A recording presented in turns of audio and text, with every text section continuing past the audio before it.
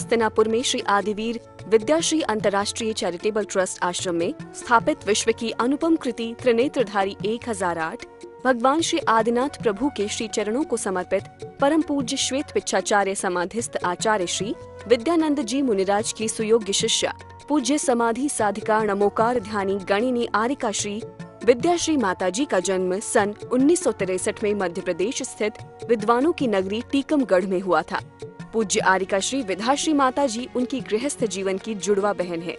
पूज्य गुरुमा अपनी उम्र के काफी आगे के पायदानों पर पहुंचने के बाद भी अथक अविरल रूप से कठिन साधना करते हुए मोक्ष मार्ग की ओर प्रशस्त रहीं और उनकी करुणाएं देखते हुए हर किसी को ऐसा प्रतीत होता कि अपने साथ साथ अनेक संसारी जीवों के लिए मोक्ष का मार्ग प्रशस्त करना उनका परम लक्ष्य है। और ये सब हो भी क्यों ना, क्योंकि पूज्य आरिका श्री विद्याश्री जैन जगत की श्रेष्ठ आरिकाओं में से एक थीं। तभी तो इनकी धर्म के प्रति निष्ठा और समर्पण को देखकर कालांतर में इन्हें पूज्य राष्ट्र संत आचार्य श्री विद्यानंद जी महाराज ने गणिनी पद से विभूषित किया। उम्र बढ़ने के साथ ही पूज्य आरिका श्री का शरीर शिथिल होने लगा और लगातार स्वास्थ्य में गिरावट होने के फलस्वरूप 8 मई 2021 को अपने नश्वर शरीर का ममत्व त्यागते हुए पूज्य गुरुमा ने जीवन की अंतिम बेला में आधि व्याधि और उपाधि से मुक्त होकर शांत भाव से इस नश्वर जगत का परित्याग कर दिया। शरीर का परिणाम जब तक है तब तक है, वो जाना है तो कोई बचा नहीं सकता। जीवन भर आपने सबका खूब भला किया माता जी। अंत समय जीवन के अब अंत समय है। दिगंबर जैन आरिका परंपरा की ये उत्कृष्ट परिणति थी। आपका पार्थिव शरीर भले ही विसर्जित हो गया हो, परंतु आपके ज्ञान और वैराग्य की ज्योति निरंतर प्रकाशित होती रहेगी और आने वाले हर साधक का मार्ग आलोकित करती रहेगी। पूज्य गुरुमा नमोकार ध्यानी गणिनी आरिका श्री विद्याश्री माताजी के श्री चरणों में शत शत नमन, कोटि कोटि वंदन। श्रद्धांजलि गुरुमा गणिनी आरिका विद्याश्री के चरणों में आपने 7 करोड़ाधिक जप किए जीवन में और 3 लाख सुगंधित पुष्प अर्पित जिन चरणों में तीर्थंकर प्रकृति बहुपुण्य कमाया। कलिकाल पंचम में देवों ने आकराई समाधि, रम गई निज आत्म में। आहार त्यागा पद त्यागा, सिद्धियां त्यागी क्षण में। अंतिम उपदेश आशीष दिया, रम गई नमोकार धुन में। निर्विकल्प समाधि कर स्त्री पर्याय छेद पहुंची स्वर्गन में।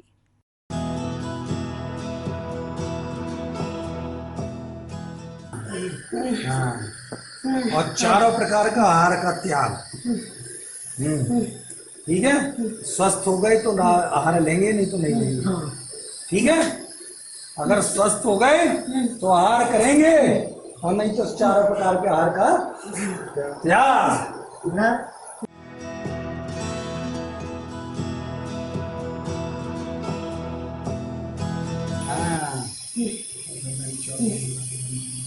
सब विद्याओं को धीरे धीरे उन विद्याओं को विसर्जन करो माता जी सबका। हाँ, हम कह दो हमारी तरफ से सारी विद्याओं का विसर्जन, हर प्रकार का पढ़। हाँ, सब छोड़ते हैं बाबा घंटागढ़ जी के दरबार में। हाँ हाँ,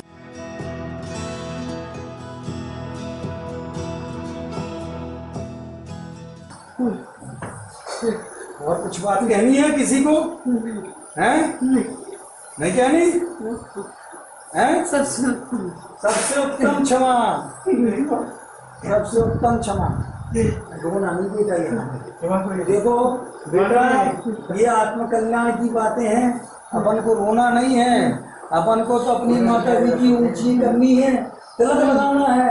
वो ये न कहे हमारी माता जी अनमोल ऐसे मर गई बिना ज्ञान की, जानी हुई। तो ये जागृत अवस्था में मरी है हमारी माँ, कह के गई है।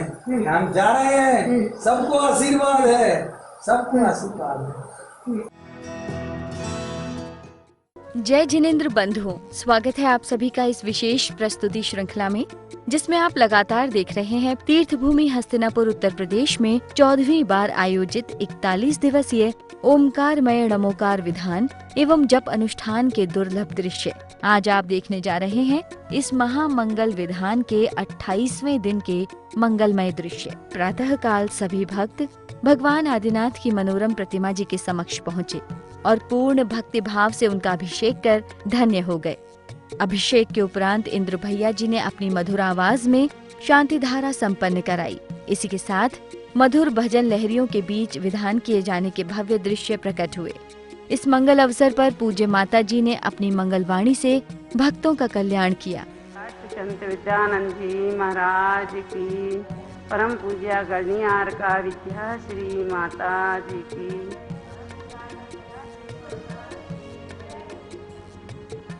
अपना 2 दिन से चल रहा है ईर्ष्या और आश्चर्य, यह आत्मा को और घृणा, ये सबसे ज्यादा खतरनाक चीजें हैं।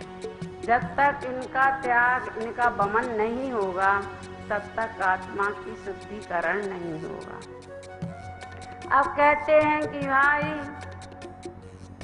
जो उपकार करने वाला है वही अपकार करने वाला है, तो वही कैसा है?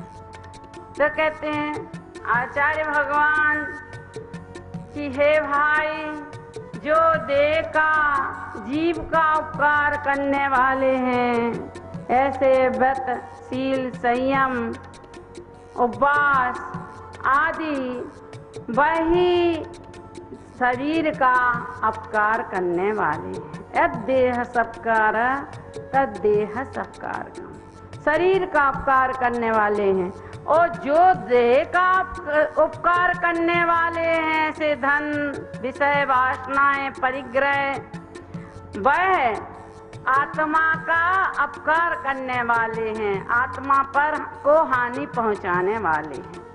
तो कहते हैं भाई कि जो देह का, जीव का उपकार करने वाले हैं, वह देह का उपकार कैसे कर सकते हैं? तो कहते हैं जो व्रत हैं, अनशन आदि तप हैं और प्रायश्चित आदि अंतरंग तप हैं, ऐसे 12 प्रकार के तप हैं जिनके तपने से, जिनका पालन अगर समीचीन रूप से पालन करते हैं तो बाह्य अभ्यंतर जो परिग्रह रूप पिशाच लगा हुआ है, उससे जो पाप लग रहा है निरंतर, वह त्याग हो जाता है। उससे क्या होता है? तो कहते पूर्वोपार्जित कर्मों का अभाव हो जाता है तप तपने से। और कहते तप करने से और क्या होता है? तो कहते तप करने से नवीन कर्मों का बंधन नहीं होता है। और तप करने से मन में एकाग्रता आती है। तप करने से चित्त एकाग्र होता है। तप करने से ध्यान और तप में दृढ़ता आती है। तप करने से मन में एकाग्रता होने से शरीर में अभयता आती है, निर्भयता आती है, और निर्भयता होने से दृढ़ता आती है। तो ये आत्मा का उपकार करने वाले हैं। लेकिन शरीर का क्या होता है? कहते तप करने से शरीर क्षीण होता है। तो कहते तब जब बारिशैन को भगवान महावीर के समोशरण में उपदेश सुनकर वैराग हो गया, तो सैनिक महाराज से जब आज्ञा लेने के लिए पहुंचे, तो सैनिक महाराज कहते अभी तो तुम युवा हो, छोटे हो और युवा हो, ये इतना कठिन तप कैसे तपोगे? तुम तो बड़े सुकुमाल हो और इतनी सारी स्त्रियों को किसके भरोसे छोड़े जा रहे हैं? ये किसके आधार पर रहेंगी? तो वे बहुत अच्छा उत्तर देते हैं। कहते हैं किसका कौन आधार पिताजी, किसका कौन आधार? सब अपने आधार पिताजी, सब अपने आधार। जो पर को आधार मानता, वो मूर्खों का सरदार पिताजी, वह मूर्खों का सरदार।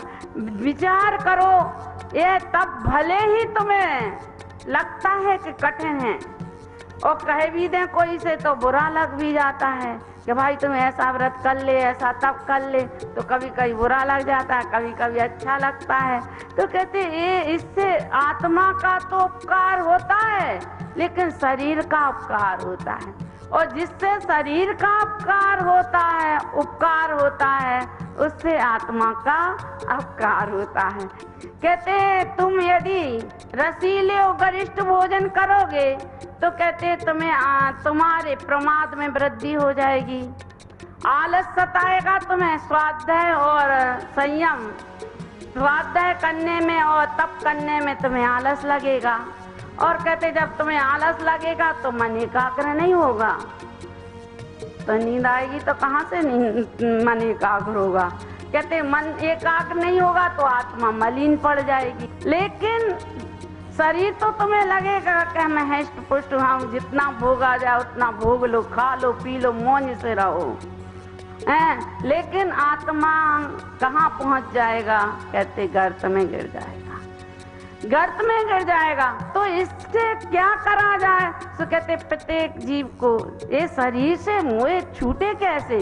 सो कहते जब तक तुम आत्मा का चिंतन नहीं करोगे, आत्मा का ध्यान नहीं करोगे, आत्मा की पहचान नहीं करोगे, तब तक इससे शरीर से मोह नहीं छूट सकता है। जैसे पानी होता उसका स्वभाव शीतल होता है, लेकिन और जब अगर पानी को आगी पर रख दो तो वह खोल जाता है, अगर स्पर्श किया जाए तो कहते हैं कि जल जाता है। ऐसे ही इन विषयों के जो पांचों इंद्रियां हैं और इनके विषय हैं, वे कैसे हैं? कहते हैं ये बड़े ही कष्टकारी हैं, बड़े ही दुखदायी हैं। इनका जितना जितना सहयोग होगा उतना उतना इनका कहते आत्मा का पतन होता चला जाएगा।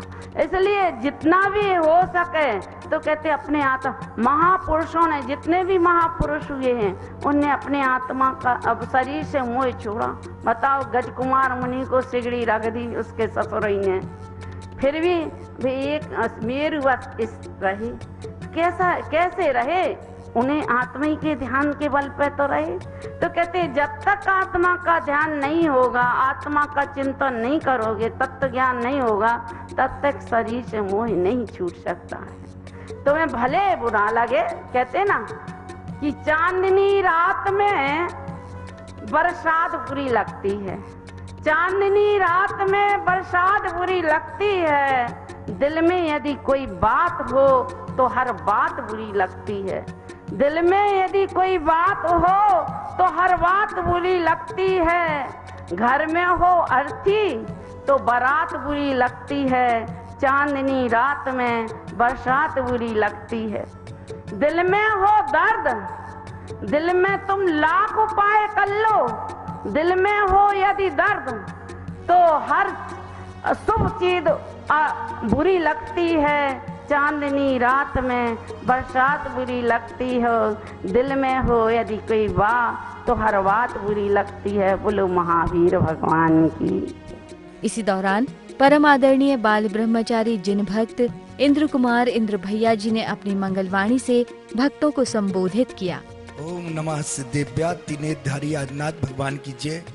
परम पूजना समाधि सम्राट गणियार का विद्याश्री माँ के चरणों बारंबार हम नमन करते हुए उन्हीं की जो आत्मा आनंद यात्रा थी, जो माँ ने अपनी आत्मा की आनंद की यात्रा की है, उस यात्रा का हम कुछ बूंदे आप तक पहुंचाते हैं। कैसी थी हमारी माँ, जो मृत्यु को भी भय देने वाली थी। मृत्यु को से सब भय खाते हैं, लेकिन हमारी मां मृत्यु को भी भय देने वाली थी। पूरे जीवन काल में उन्होंने कई बार मृत्यु को साक्षात आते हुए देखा है, लेकिन आज तक हमारी मां कहीं विचलित नहीं हुई। बेटा एक ना एक दिन ये शरीर जाना है, इस धारणा से वह बनी हुई अमूल्य मूर्ति थी वो जिनशासन की। आज जिनशासन का जितना बड़ा स्तंभ गया है, शायद हम कह नहीं सकते कि कितनी बड़ी विभूति जिन शासन की उठ गई, जिसके मुख में साथ साथ सरस्वती बसती थी, जिसके ज्ञान में ऐसा ज्ञान बसता था कि वो यहां से बैठे बैठे 7 समुद्र पार देखकर बता देती थी, जो साक्षात समूसरण के दर्शन कर सकती थी। आचार्य भगवंत जिसको ध्यान करती थी उनके सामने झलकता था। ऐसी रमने वाली 18 घंटा तक माला नवोकारमंदी करने वाली, एक दिन में रिकॉर्ड 205 या 207 माला नवोकारमंद का एक दिन में रिकॉर्ड जिनका, ऐसी माला करने वाली, जहां चतुर्मास की होंगी उनको पता होगा कि सवेरे 3 बजे को माँ को वहां की मूल वेदी में जाके बैठना, नवोकारमंद की आराधना करना, जहां जहां चतुर्मास हुए होंगे वो लोग जानते होंगे। महानुभाव, जब अंत समय यहां आया सब ठीक था, कोई तबीयत खराब नहीं थी, कुछ नहीं था। उनकी तो आयु पूर्ण हुई थी। हार्ट फेल होता तो एकदम से फेल हो जाता है, वो तो ऐसे गई जैसे पानी में जहाज जाता है। धीरे धीरे धीरे धीरे बोलते बोलते आनंद की यात्रा की है। महानुभाव, जब आयु पूर्ण हो गई थी, देवों ने आके ये भविष्यवाणी की कि माँ की आयु 20 मिनट बची है। माँ बैठी थी, ऑक्सीजन 98 चल रही थी। आप लोगों को बार बार मैं कह रहा हूं, ऑक्सीजन 98 चल रही थी। ऐसे समय में माँ ने स्वस्थ समय में अपने प्राणों को 15 से 20 मिनट में त्यागा। ऐसी आनंदमयी माँ के चरणों में हम बारंबार बंदामी नमोस्तु करते हैं। अब चर्चा करेंगे उनकी समाधि की। ऐसी समाधि सम्राग्री गणियार की विद्या श्री सदा जयमंतो। बंदामी माता जी, बंदामी माता जी, बंदामी। दिन में आयोजित हुए इन कार्यक्रमों के बाद सायंकाल की मंगल बेला में मंगलमय महाआरती की गई। दर्शकों, आज की कड़ी में बस इतना ही। कल इसी समय हम फिर हाजिर होंगे। आज्ञा दीजिए। जय जिनेंद्र।